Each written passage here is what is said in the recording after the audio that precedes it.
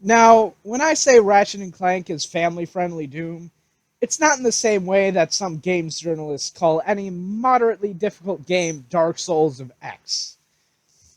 And anyone who's played any of the Ratchet and Clank games could verify that. Let's start out by upping our arsenal. Rift Apart has an absolute smorgasbord of weapons, taking up 2.5 weapon wheels once they're all unlocked. Although that's in no way new to the franchise. You could also always go commando with your wrench if playing as Ratchet, or your hammer if as Rivet. Though that's almost always going to be your last resort when you're surrounded, out of ammo, or a psychopath who's trying to play through the game with only melee.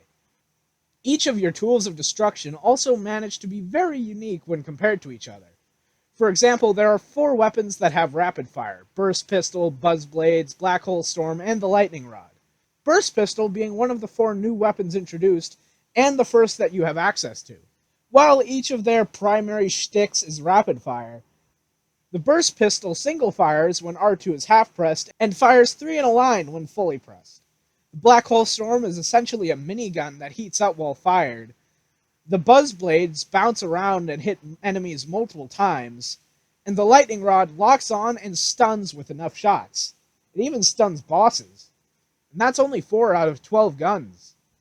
You can also earn experience each time your weapon affects an enemy, and with each level each weapon gains, the damage of it increases.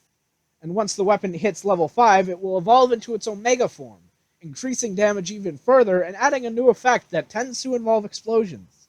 The level of your weapon also influences what upgrades are available for you to purchase with Raritanium, many of them being unique to each gun, with some covering basic things like maximum ammo.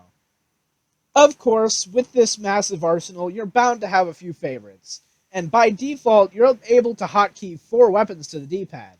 But even after I put my favorite weapons onto the D-pad, I still kept opening up my weapon wheel. And by the time I was at around the 4th planet, I ended up having way more than just 4 favorite weapons. Ratchet and Clank has been left relatively unchanged over its 19-year run when it comes to mechanics and gameplay flow. You head to a planet, shoot anything that is remotely a threat, smash blocks for bolts, pick up a gun with said bolts, try and find a collectible or two, and then head to the next major plot point. And then just head on to the next planet in order to repeat the process. In theory, that sounds incredibly repetitive, but in practice, it's some of the best that PlayStation has to offer, mainly because of how good the story in each game is, and how great the humor is as well. Though a lot of the early games focused on some pretty adult jokes, though that's rather obvious with names like Going Commando, Up Your Arsenal, Quest for Booty, and Size Matters. It's been a lot toned down in newer entries in an attempt to have the franchise mature, but I'm fine with that so long as the games are still as fun as they've always been. I've already talked about the shooting part of the gameplay loop, and buying guns with bolts is as simple gets, so I'm going to skip over to Collectibles, another major staple of the franchise.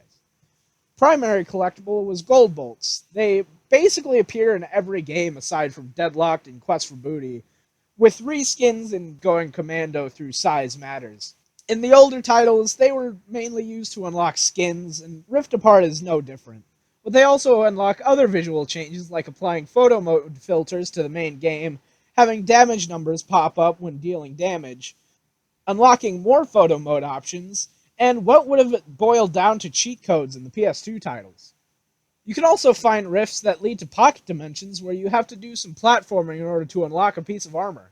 They're also unlocked via side missions and through Little Zircon's arena. The last main collectible is the Spybot.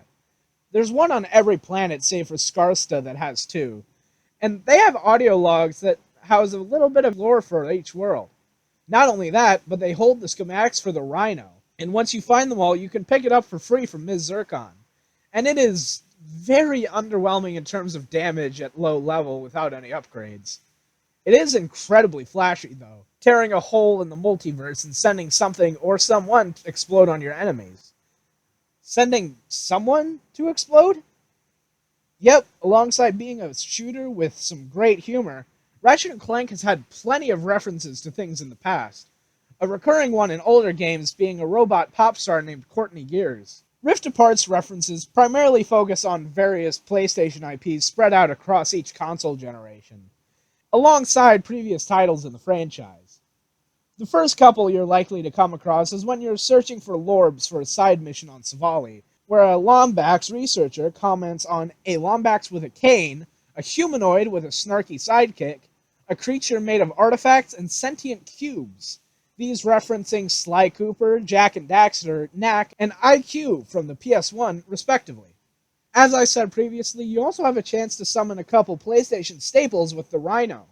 Jak and Daxter, Bentley, Sly, the Cooper van, a Sawtooth from Zero Dawn, and likely more that I didn't notice. It's really nice seeing full 3D models of Jak, Daxter, and Sly, considering they've been relegated to minor cameos in their respective developers' newer games that decide to focus on more in-depth and beautiful stories, or just being utter dog shit. Rift Apart's story, however, isn't. It's really good and is a continuation of the Ratchet and Clank future titles from the PS3, picking up immediately after the end of Into the Nexus with a little jab at how long it's been since its release.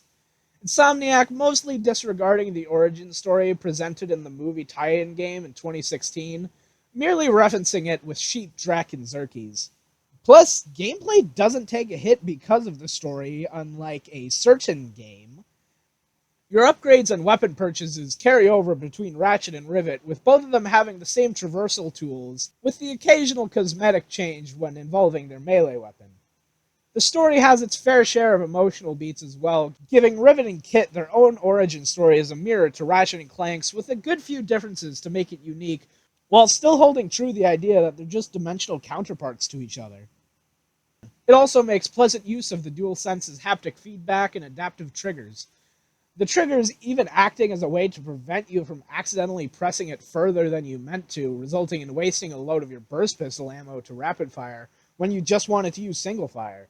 It really doesn't make as much of a use of the haptic feedback as Astro's Playroom, but I really doubt any game will, and what we did get was fine enough.